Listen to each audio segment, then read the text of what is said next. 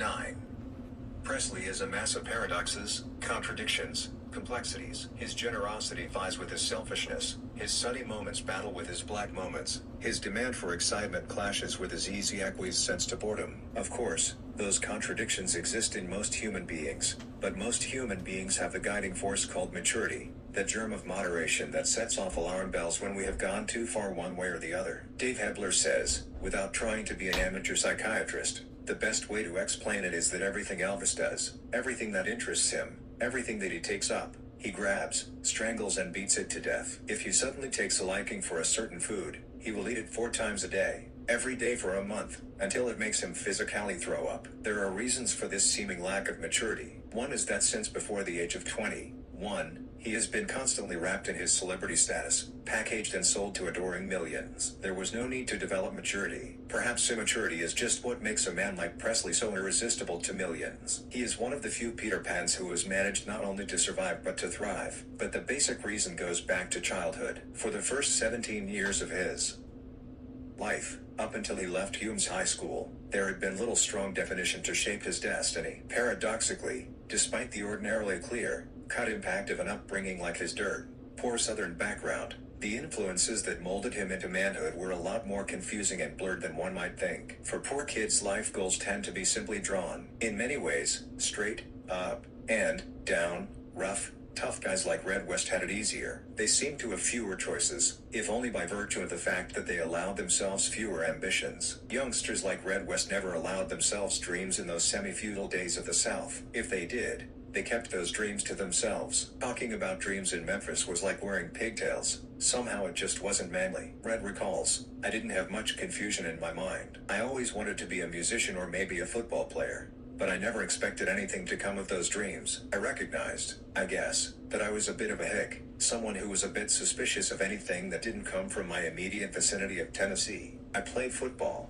had my share of fights. I came from a broken home, the same way as my daddy did. To me, a good steady job, enough money for a few beers, raising a family with a couple of kids was the very best I could hope for. You know, just get on with life. In the past, lots of Southern boys thought the best and steadiest job was fighting in Korea or Vietnam. Red went into the Marines, not knowing what he would do after that. Of course, despite his carrot-topped temper and his flying fists, Red was a sensitive kid, as his song-writing career was later to prove. But if there were any stirrings of that sensitivity in his early life, when he first met up with Presley, he knew better than to let it show too much. With Elvis Presley, it was different. First, his only child status and his doting, self-sacrificing mother set Presley apart from the other kids on the block. There was plenty of love in the South, but in those hard times it was parceled out. Presley seemed to his peers to have a whopping big parcel. One of the few aspects of Presley's life that has been puffed out accurately by a carefully controlled publicity machine is the portrait drawn of his mother, Gladys Presley. A beautiful, jet black-haired girl when she was young, she grew to be a plump, benevolent lady whose interests rarely strayed from Elvis, Vernon Presley and the church, in that order. Neighbors from Tupelo, Mississippi, and Lauderdale Courts and Lamar Avenue in Memphis are all adamant in their description of her. By all accounts, she was indeed the saint that legends are made of. She was to die a young woman, only 42. Despite recurring liver problems and constant fatigue, Gladys Presley insisted on slaving at odd jobs to convince Elvis that they were not as poor as he thought they were. Her work in the sewing mills, as a waitress, and as a nurse's aide supplemented the meager salary from Vernon Presley's painfully boring job as a paint-can packer. Nothing was too strenuous,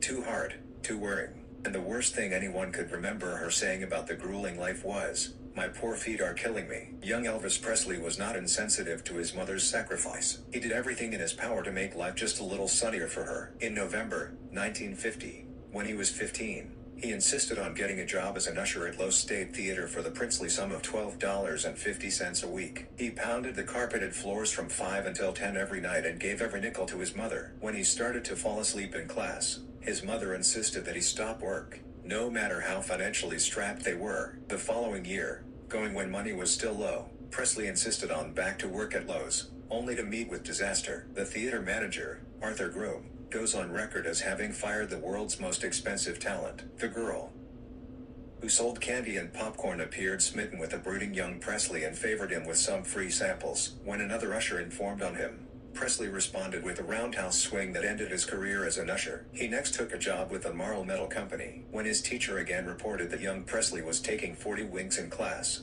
his mother was genuinely horrified and vowed he would never have to work again while going to school. "That's no kind of work for a little boy," she said. "You quit." "We're not that poor." Presley quit, and when finances again got rough, Gladys went back to work at St. Joseph's Hospital in Memphis. Her health was appalling, but she never complained. Some friends remember Gladys Presley's doting on young Presley. "I can't remember right offhand when she didn't walk Elvis to school right up until he was maybe 12 or 13. She wasn't trying to turn him into a mama's boy. She just loved him something powerful." Despite Presley's good fortune in having Gladys as a mother, poverty was ingrained in the Presley family in an especially tragic dimension. It was the birth of Elvis just before noon on January 8, 1935, that put into focus the real meaning of Southern white poverty. Gladys Presley in pregnancy was big, very big. Some people in Tupelo, Mississippi, thought she was going to have twins. The doctor at the time scoffed at the suggestion. Now, as often happened with poor Southerners, white and black alike, giving birth was not a hospitalizing affair. Going to the hospital to have a child was the choice of the rich, not the poor, who gave birth to the child in the same bed where it was conceived. When Elvis Aaron Presley peeked into the world in the tiny frame house in Tupelo, Mississippi, Mrs. Presley was still writhing in pain. The doctor tried to soothe her. As little Elvis was getting cleaned up, she experienced still more spasms. It was the same pain because there was another baby inside. The doctor then worked on removing the second child from Mrs. Presley. Sadly, little Jessie Aaron Presley, the identical twin of Elvis Aaron, came into the world lifeless. Red West remembers times when Presley in a mood of despondency would say, "Shit, man. My little brother died and my mom almost died because we couldn't afford to go to no damn hospital." To this day, Elvis Presley rarely travels without his personal physician. Red recalls that one of the most everlasting impressions ever made on Presley were the sacrifices made for him by his mother. There was a beautiful brave stoicism in Gladys Presley that Red West could never forget. She seemed quite prepared to recognize that good life would never come in her time. But she did everything in her power to see that her son would have a chance at something better. While Presley in later years was to show mindless insensitivity toward others, he was keenly aware of every second of sacrifice by his mother. He relived every moment of silence with which she greeted hardship. When her son was struggling through Hume's High School, how could she have known that the house where he was born would one day fit into the kitchen of any one of his many mansions? It was the stuff that American dreams are made of, and stuff that Elvis Presley made come true. Perhaps too late, because if Presley wanted riches for himself, he wanted them much more for his mother, a woman who deserved cars, diamonds and furs much more than the women on whom Presley has lavished exotic gifts. Maybe that is the key to his overwhelming generosity. He has to give to somebody because the one person who deserved it all is no longer here to receive it. Vernon Presley also had dreams. They would rarely show, but when Vernon looked at the grim life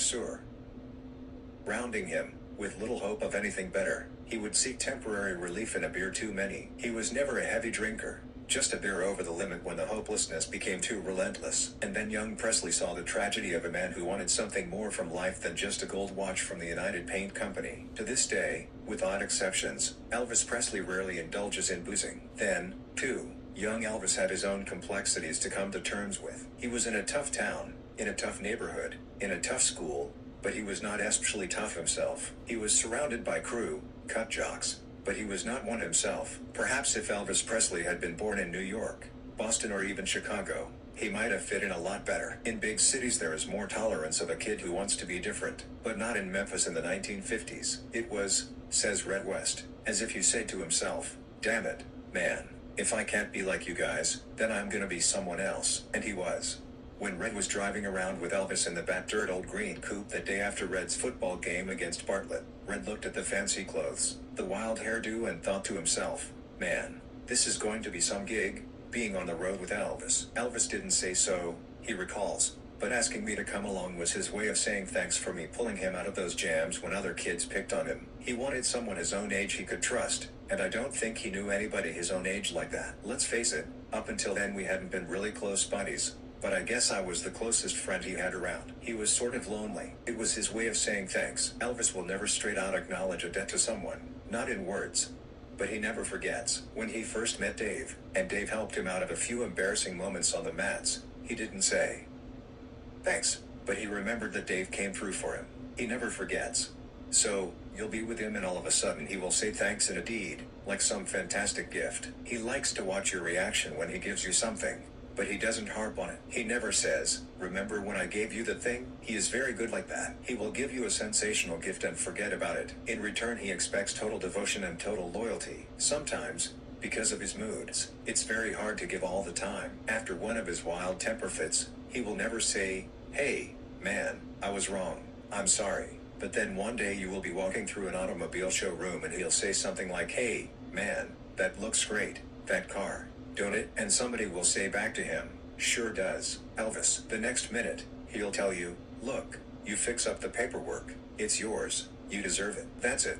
There is no argument. Just it's yours, man. When he does things like that, I have seen pretty tough guys just choke up with emotion. I have seen him do it dozens of times. By the end of 1954, Elvis Presley had been down so long it finally started to look like up. With the extra money he earned as a truck driver and the occasional gigs he got playing one-night stands, he had been able to contribute to the family finances to the point where his mother and father could move into a new apartment on Lamar. It was no mansion, but anything was better than Lauderdale Courts. A few bucks were rolling in. The disc he recorded, "That's All Right, Mama," sold a respectable 7,000 copies. Presley had become a minor celebrity with the support of Sam Phillips at the Sun Recording Company, Dewey Phillips, the disc jockey, and another popular disc jockey named Bob Neal. Presley was in big demand at the high school auditoriums and for one-night stands. Bob Neal had inordinate faith in Presley's potential, and he took over managing him. In a shark business, Bob Neal was, above all, very honest, had a lot of local contacts, and a genuine affection for the young, long-haired singer. And who wouldn't?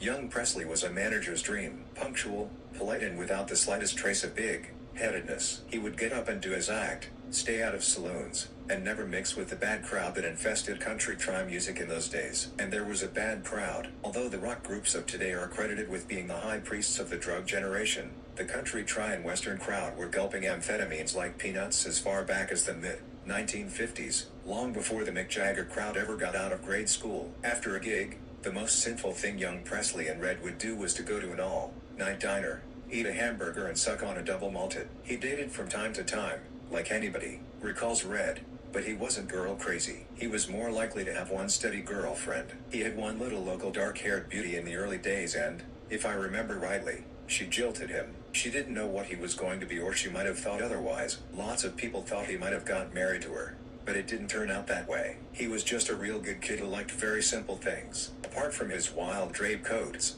most of his money went to the one woman in his life that mattered more than anything, his mother. He wasn't a big show off spender, nothing like that. 99. Despite the demands of local popularity, young Presley still loved to sing gospel songs. Occasionally he sang with local church groups, and at parties he would often be seen with a Coke in his hand, harmonizing with gospel groups. One very talented group at the time was a gospel singing team known as the Blackwoods. They would often sing back up to Presley, and if anyone had recorded those sessions, they would be worth a fortune today.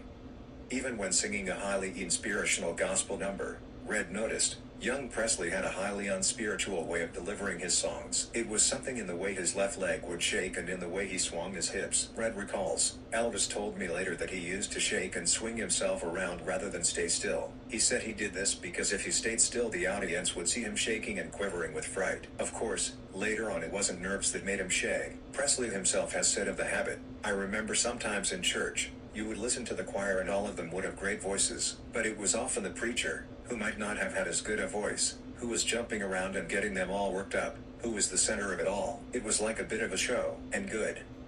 By the end of 1954, despite the generous nibblings at success, young Elvis was making only extra money. He still had his job as a truck driver. Weeknights, when he sang in Memphis in local restaurant complexes like the Eagle's Nest, money at best was never more than $15 a night. Good money for the times, but no king's ransom.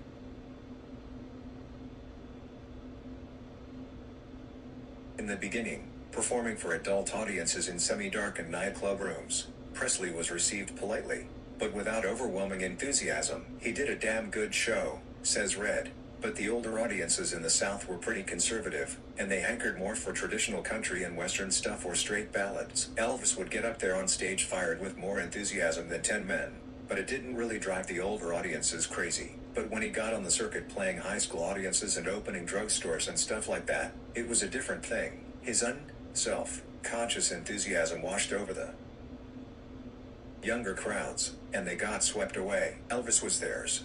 He wasn't a hand, me, down from another generation. He was really theirs. When I first saw him turn those kids on, says Red, I didn't know what he had, but he had it to spare. Red's duties in those days pretty well defined themselves. He would take turns with Presley at the wheel. He made sure that all the equipment was properly packed and generally just made sure things went smoothly. About that time, driving facilities improved when Presley bought a pink Crown Victoria. Red recalls, of all the dozens and dozens of cars Elvis has bought, in my opinion it was that old Crown Victoria that Elvis seemed to love most. I'm sure if someone asked him today he would probably agree with me. Come to think of it, I loved that car, too. When Red took up with Presley on the road, there was no suggestion that he be a bodyguard of sorts. He was there for company and friendship, although Presley never asked him to be anything else. It worked out differently. I was on the road with him doing one-nighters on and off for about a month in 1955, says Red, when I realized that Elvis was a really hot package. The girls just went crazy for him when he was up there on stage. He was still pretty shy,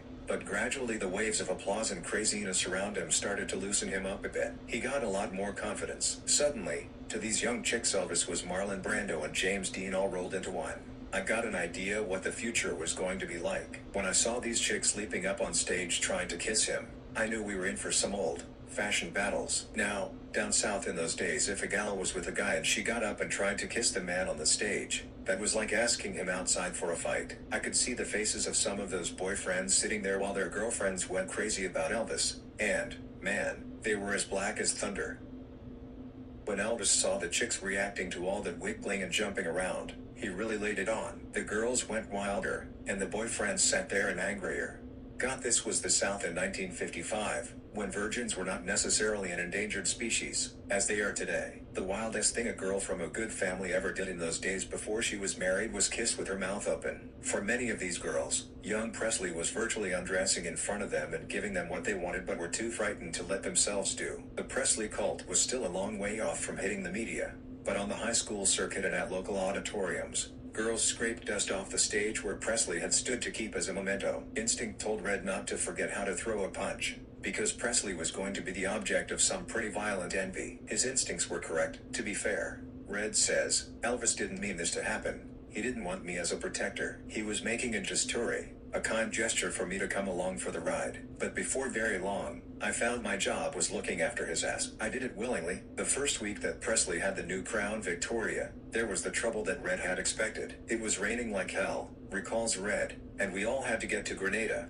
Mississippi, about 90 miles from Memphis. We were running late, and suddenly we got stuck in the mud. Anyway, I get into the driver's seat and start gearing from first to reverse to get us out of the mud. Oldie is pushing the car from behind, nearly dying as he hears me ripping the gears all over the place. He was convinced I was wrecking the car. He was almost having a heart attack. Anyway, we got out, but not before he got a little spot of mud on his pants. His pants, if I remember, were those sort of light pink pants, peg pants, and the mud really showed up on them. The mud spot figured in something that was to happen that night. Presley did the show wet and with the mud spot on his pants. The girls in the auditorium did their usual ride routine. Those Mississippi boys are looking at Old D like they're going to tear his head from his shoulders, says Red. These girls were hugging and kissing him and Elvis is playing up to it a bit, which just made the atmosphere worse. The boys are getting madder and madder. After the show, Presley suggested to Red that they go see a couple of girls he had met on an earlier trip. They lived together in a house. We went to their house, says Red. We sat around, talked, drank a few cokes, but nothing went on. No funny stuff. Anyway, we get up and leave and we go over to this combination gas station and diner to have a hamburger. Well, halfway through the hamburger, two big dudes walk in and I just know there is going to be trouble. They start mouthing off at Elvis. Then one of them says, pointing to the mud spot on Elvis's pants, he's so scared over there he is shitting himself. Oh, Lord, I know something is going to happen. Then one of them starts up on Elvis's hair and his fancy clothes. Presley got a bit tense, and he said to Red, come on, Red, let's get out of here. Red didn't agree. He walked over to the two of them and said, what seems to be the problem with you guys? What seems to be bugging you? The bigger of the two said, you're messing with our gals, see? And that's gonna cause you a lot of trouble unless you get out of town. Red was still pretty cool with his answer. Man, we didn't know those gals were attached. The big guy replied, well, there are gals and your long-haired sweetheart better get the hell out of here before you get into something you can handle. Look at him over there, so scared he's shitting his pants. Red glanced across at Presley. He had that same look on his face that Red remembered from back in Hume's high school. Whether that look triggered a reaction in Red or whether he was just steaming mad, nobody knows. But if Big Red needed an excuse to hit the big dude, it was given to him seconds later. The loudmouth reached in his pocket for a knife, saying, "I've got something here for you." That was a mistake. Red hooked him under the chin. The big mouth went down in a flurry of knocked over tables and blood. Red leapt on top of him. As he did, the other bully jumped him from behind. Red turned around and hit him with 2 punches that sent him flying clean across the diner. Red stood up and hit the second guy one more time, sending him unconscious on his back, his head slamming right between the feet of Elvis Presley, who was still sitting down. The first guy by now had scuttled back behind the counter, where he held up his hands, yelling, "Okay, man, okay, we don't want no more trouble." 99. That showed some wisdom. Red dusted himself off, paid the check and turned to Presley. Elvis stood up, stepped across the unconscious form, and they both walked to the Crown Victoria parked across the street. Red had just finished the Battle of Grenada. Now, it all happened too fast for Elvis to do anything, Red remembers, but maybe he was scared or maybe he was just smart enough to worry about getting his face messed up. But Elvis really wasn't a physical guy. I don't hold it against him, because in those days Elvis would never start anything and expect me to finish it. He would never wise off to anybody and he never took advantage of who he was. He would never move it on another guy's gal, although that came later. It was, I figured, he didn't deserve to get into any fights because he was a perfect gentleman. 99. Before going out on a gig, Red would always go across to the Presley home on Lamar Avenue to pick up Elvis. I liked going to that house, if it was just to see Mrs. Presley. She was sick an awful lot, but whenever I walked in, she couldn't do enough for me. She'd get up, cut me some pie or make me a cup of coffee and always seemed genuinely interested in what I was doing. She would just beam with warmth and you could see the love almost tumble out of her whenever she talked of Elvis. Elvis was the same way to her. If ever we stayed overnight on a gig, he would always call his mother at home and talk to her for ages. She wouldn't go to sleep unless she got that call. Whenever we were away, he would always buy her something. A lot of the fans gave Elvis presents. Lots of them were teddy bears. Man, he had roomfuls of teddy bears that he would always bring home to his mama. He worshipped that woman and so did I. She seemed to like me a lot, although I don't think she ever knew about the fights and stuff. That would have worried her sick. But somewhere in the back of her mind she knew I sort of ran interference for him. And whenever we left the Presley house she would always say to me, "Now, Red, look after my boy. Just look after my boy." They were words I was never to forget. As Presley grew in popularity, the fights were coming thick and fast for Red. There was always some guy who had it in his mind that his girlfriend was in love with Presley. He was the #1 threat to Southern womanhood. Sometimes Red would see the fights coming and cool it before anything started. Other times, if his back was to the wall, he would wade in. In those early years, Red knocked so many guys on their back, he could have sold advertising space on the soles of their shoes. Red waves his head from side to side in recollection. They were fun times, but they were wild times also. Man. One night at a club called the Rio Palma Slit was a place I think somewhere outside Lubbock, Texas. There wasn't a fight, there was a war. In Texas they do things in a big way. Let me tell you, that night, it was lucky we all didn't get killed. Elvis was up there doing his act on stage and the way I remember it, some guy from the audience shouts an insult. Well, some other guy, a drunk, tells the other guy to shut up. Well, bang, it's on. They have a thing with each other, and then all hell breaks loose. Suddenly the whole place starts taking sides. It was like one of those movie scenes that Elvis and I used to do. Just one incredible brawl with tables and bodies flying everywhere. There must have been more than 100 people beating the hell out of each other. Elvis is on one of those low stages, and now that all the men are fighting, the girls are swarming up to the stage. They didn't give a damn what their menfolk were doing. The fight is coming up to the stage and Elvis is still singing away with these chicks around his neck. One guy puts his foot right through one of Elvis's guitars, and it's getting bad. Some of the guys are dragging the women off the stage. There are punches and bottles flying all over. The guy who puts his foot through Elvis's guitar, I hit and I yelled to Elvis, "Let's get the fuck out of here." Elvis wasn't taking any notice of me. He's now starting to sign autographs, and I figure any moment someone is going to get to him. He was encircled by gals. I grabbed through the circle of women and grabbed hold of him. Red half, dragged, half, carried Presley out, all the while punching a hole through the crowd to escape. Red continues.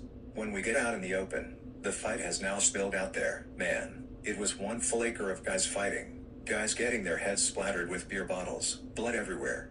I got Elvis to the car and I took off like a bomb. As we sped away, Elvis was laughing like a madman. He had never turned a crowd on like that before, and he loved it. He was laughing, And then I started to laugh, too. There was a civil war back there, like Butch Cassidy and the Sundance Kid. They rode out of town leaving chaos behind them. It was one of many such experiences that welded Red and young Presley close together. Apart from his genuine love for Presley, Red always jumped to defend him for another reason. Even to this day, man, I have never forgotten the face of Mrs. Presley sitting there and saying to me, "Red, you look after my boy." It's always been in my mind, no matter where I was with him. And that's what I did to the best of my ability. One night over a few beers at Hollywood's Hyde House, Red hunched his shoulders and adjusted the shoulder holster carrying his .38, which is constantly with him. "You know," he said, "I guess I made that my main job, keeping that promise to Mrs. Presley. I can see her face like it was yesterday telling me to look after her boy. No matter what has gone on between me and Dee, if I ever thought anybody was going to harm him physically, I just might blow the dude away.